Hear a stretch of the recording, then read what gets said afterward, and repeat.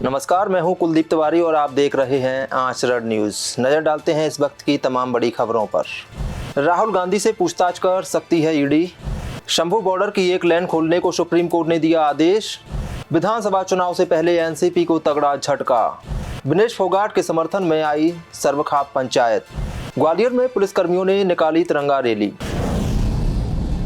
क्या ईडी राहुल गांधी से फिर पूछताछ करेगी? नेशनल हेराल्ड अखबार की जांच के सिलसिले में जांच एजेंसी फिर राहुल को बुलाने जा रही है। लोकसभा में नेता प्रतिपक्ष राहुल गांधी को जल्द ही ईडी की कार्रवाई का सामना करना पड़ सकता है। ऐसी खबरें आ रही हैं कि जांच एजेंसी कांग्रेस नेता को पूछताछ के लिए बुलाने को तैयारी कर रही है। मीडिया रिपोर्ट्स के मुताबिक कांग्रेस द्वारा संचालित नेशनल हेराल्ड अखबार के मामले में मनी लॉन्ड्रिंग की जांच के सिलसिले में एड राहुल गांधी को पूछताछ के लिए बुला सकती है। बताया जा रहा है कि ईडी कथित अनियमितताओं की अपनी जाँच पूरी करना चाहती है, जिसमें उसने 751 करोड़ रुपए की संपत्ति कुर्क कर ली है। कांग्रेस नेता से इससे पहले जांच एजेंसी ने जून 2022 में 4 अलग अलग दौड़ में 40 घंटे तक पूछताछ की थी। इससे पहले राहुल गांधी ने आरोप लगाया, संसद में उनके भाषण के जवाब में मेरे खिलाफ जांच एजेंसी छापेमारी की योजना बना रही है। उन्होंने एक ट्वीट में लिखा था, जाहिर है 2 in 1 को मेरा चक्रव्यूह भाषण पसंद नहीं आया।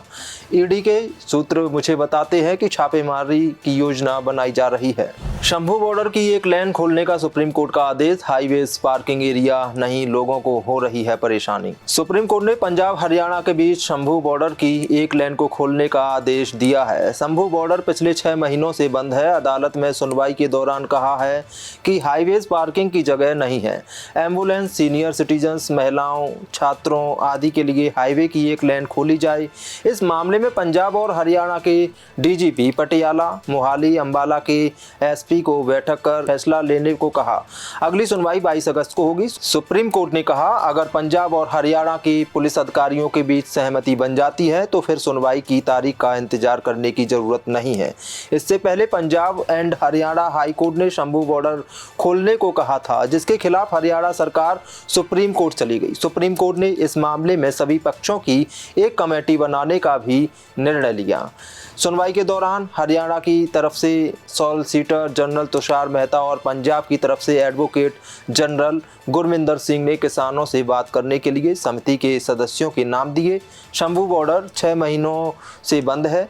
फसलों की एसपी को लेकर पंजाब के 21 फरवरी 2024 से आंदोलन कर रही है।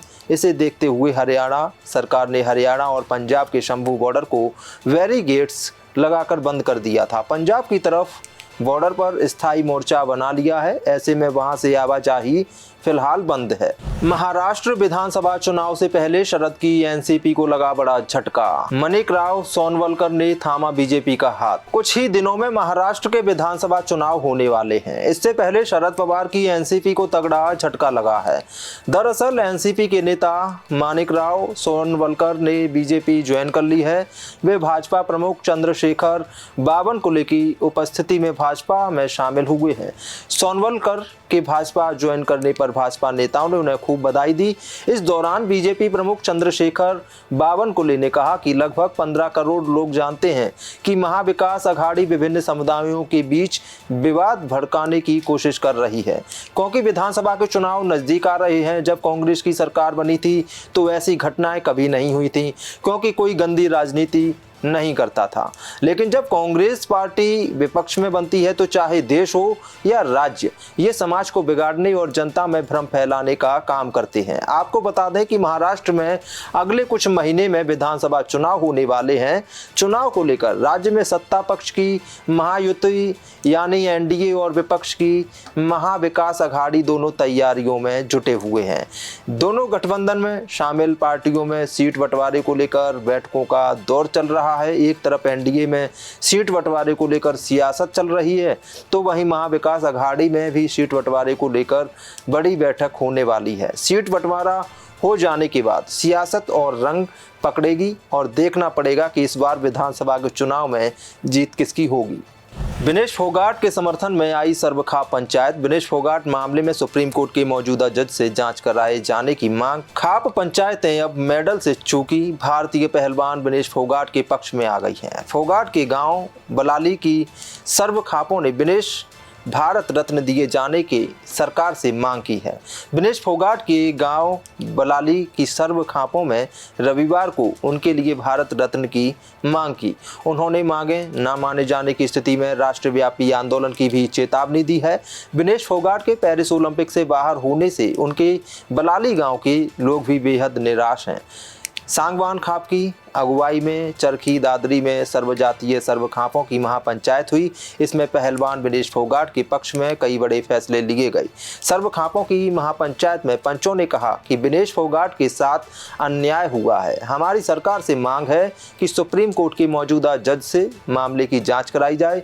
दोषियों के खिलाफ कठोर कार्रवाई करके हमारी बेटी को न्याय दिलाया जाए। केंद्रीय और राज्य सरकार विनेश को सारी सुविधाएं प्रदान करवाए। उन्होंने आगे कहा कि उत्तर भारत की तमाम खापें इकट्ठा होकर विनेश फोगाट को गोल्ड मेडल से सम्मानित करेंगी। यह स्वर्ण पदक ओलंपिक में दिए जाने वाले गोल्ड मेडल जैसा ही होगा। सभी खापों ने फैसला लिया है कि जिलाधिकारी के माध्यम से राष्ट्रपति को ज्ञापन सौंपा जाएगा। हम देश की राष्ट्रपति से अपने बेटी के लिए न्याय की गुहार लगाएंगे। रिमझिम फुहारों के बीच हाथों में तिरंगा थामकर ग्वालियर के मुख्य मार्गों से पुलिस ने निकाली बाइक रैली। हमारा देश इस बार 2024 में 78वां स्वतंत्रता दिवस मनाने जा रहा है, जिसे लेकर देश भर में कई जगहों पर तैयारियां की जा रही हैं। इस बीच मध्य प्रदेश के ग्वालियर शहर में भी जमकर तैयारियां की जा रही हैं। यहां पर आज रिमझिम फुहारों के बीच हाथों में तिरंगा थामकर ग्वालियर के मुख्य मार्गों से शान के साथ पुलिस ने विशाल बाइक रैली निकाली। भारतीय आन बान और शान के प्रतीक तिरंगा से सरोवर बाइक रैली को देखकर शहरवासी देशभक्ति के जज्बे में ओतप्रोत हो गए। हर घर तिरंगा अभियान के तहत निकली इस बाइक रैली को आईजी अरविंद सक्सेना और एसपी धर्मवीर सिंह यादव ने हरी झंडी दिखाकर एसपी ऑफिस से रवाना किया। एसपी धर्मवीर सिंह के साथ अन्य पुलिस अधिकारियों और पुलिसकर्मी खुद बाइक चलाकर रैली में शामिल हुए।